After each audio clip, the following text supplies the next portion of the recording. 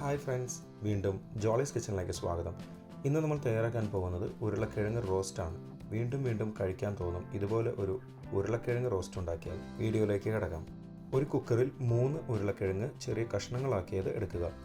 അതിനുശേഷം 1/4 ടീസ്പൂൺ മഞ്ഞൾപ്പൊടി, 1 ടീസ്പൂൺ ഉപ്പ്, 1.5 കപ്പ് വെള്ളം എന്നിവ ചേർക്കുക. നന്നായി ഇളക്കുക. മൂടി അടച്ച് മീഡിയം ഫ്ലെയിമിൽ 3 വിസിൽ വരെ വേവിക്കുക. 3 വിസിലുകൾക്ക് ശേഷം തീ ഓഫ് ചെയ്യാം.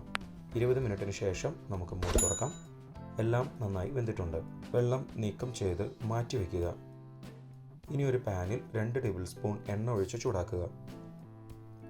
എണ്ണ ചൂടാകുമ്പോൾ 1/2 ടീസ്പൂൺ കടുക് ചേർക്കുക. കടുക് പൊട്ടിയതിന് ശേഷം ലോ ഫ്ലെയിമിലേക്ക് വയ്ക്കുക.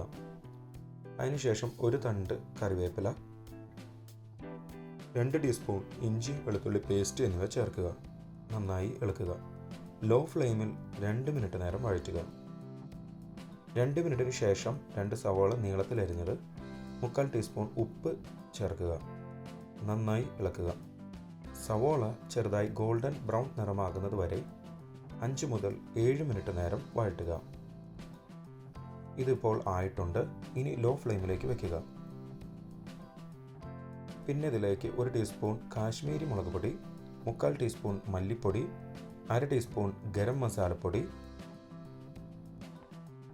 1/2 ടീസ്പൂൺ ചില്ലി ഫ്ലേക്സ് എന്നിവ ചേർക്കുക. നന്നായി ഇളക്കുക. ലോ ഫ്ലെയിമിൽ 2 മിനിറ്റ് നേരം വേവിക്കുക. 2 മിനിറ്റിന് ശേഷം വേവിച്ച ഉരുളക്കിഴങ്ങ് ഇതിലേക്ക് ചേർക്കാം. നന്നായി ഇളക്കുക. ലോ ഫ്ലെയിമിൽ 1 മിനിറ്റ് നേരം വേവിക്കുക. ഇനി തീ ഓഫ് ചെയ്യാം. ടേസ്റ്റി ഉരുളക്കിഴങ്ങ് റോസ്റ്റ് തയ്യാർ.